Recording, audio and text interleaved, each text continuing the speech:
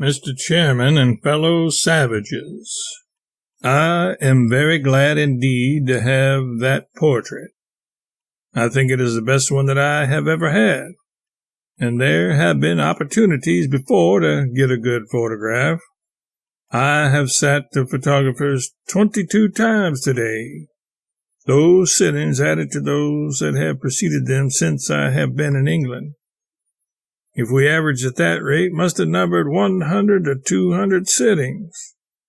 Out of all those, there ought to be some good photographs. This is the best I have had, and I am glad to have your honored names on it. I did not know Harold Frederick personally, but I have heard a great deal about him, and nothing that was not pleasant, and nothing except such things as lead a man to honor another man and to love him. I consider that it is misfortune of mine that I have never had the luck to meet him, and if any book of mine read to him in his last hours made those hours easier for him and more comfortable, I am very glad and proud of that. I call to mind such a case many years ago of an English authoress, well known in her day, who wrote beautiful child tales, touching and lovely in every way. In a little biographical sketch of her, I found that her last hours were spent partly in reading a book of mine until she was no longer able to read. That has always remained in my mind, and I have always cherished it as one of the good things of my life. I had read what she had written and had loved her for what she had done. Stanley, apparently, carried a book of mine feloniously away to Africa, and I have not a doubt that it had a noble and uplifting influence there in the wilds of Africa, because on his previous journeys he never carried anything to read except Shakespeare and the Bible. I did not know of that circumstance. I did not know that he had carried a book of mine. I only noticed that when he came back he was a reformed man.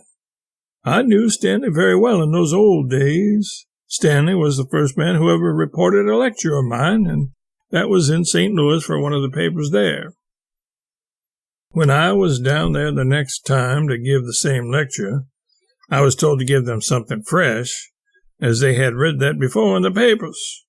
I met Stanley here when he came back from that first expedition of his, which closed with the finding of Livingstone. You remember how he would break out at the meetings of the British Association and find fault with what people said, because Stanley had notions of his own and could not contain them. They had to come out or break him up. And so he would go round and address geographical societies, and he was always on the warpath in those days.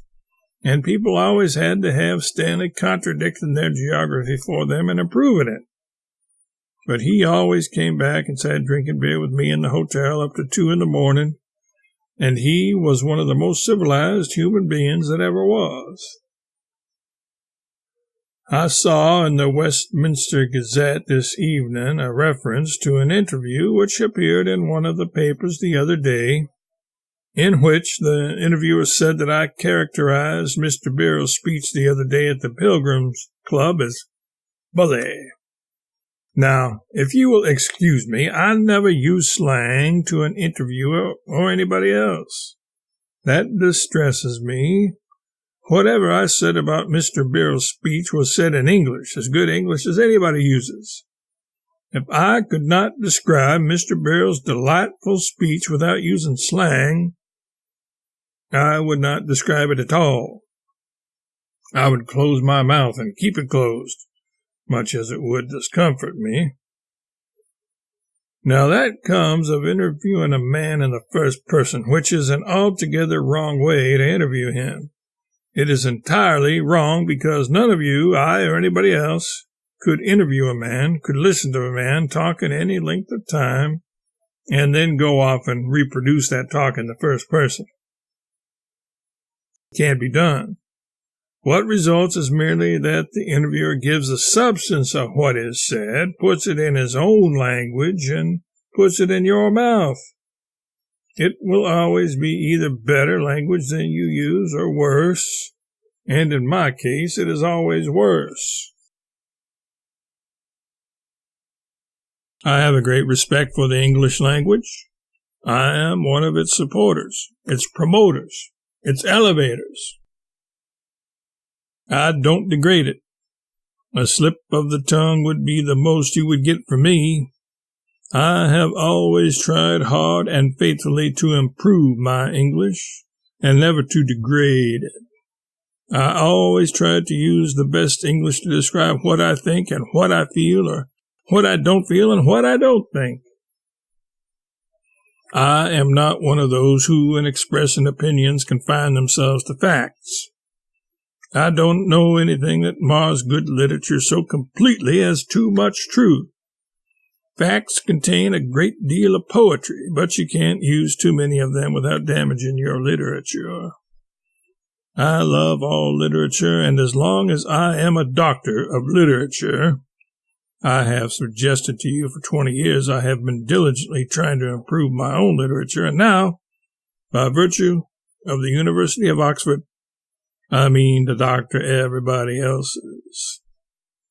Now, here in your own parliament, you report everybody except the Prime Minister, perhaps, in the third person. He is the only man who gets justice done him, as far as I can see. When you read a speech in the third person, you have to turn it back into the first to understand it. Nobody can understand it until that is done. The Duke of Brighton gets up and quotes from Tennyson. The splendor falls on castle walls and snowy scenes, old in story. The long light shakes across the lakes, and the wild cataract leaps in glory. He is reported like this. The noble lord said that in the course of events the splendor fell on the castle walls and snowy scenes. He added and proceeded to say that the long light shook on the lakes and all that sort of thing. And the wild cataract, he further observed, leaped in glory. He has not altered the thing, not a word, except to put in that rubbish to help him through. But he has taken all the dignity out of those verses by that degrading fashion of reporting it. Why could he not put it as it was said? Nothing is saved in space, but speech has been made silly and stupid. Now I think I ought to apologize for my clothes.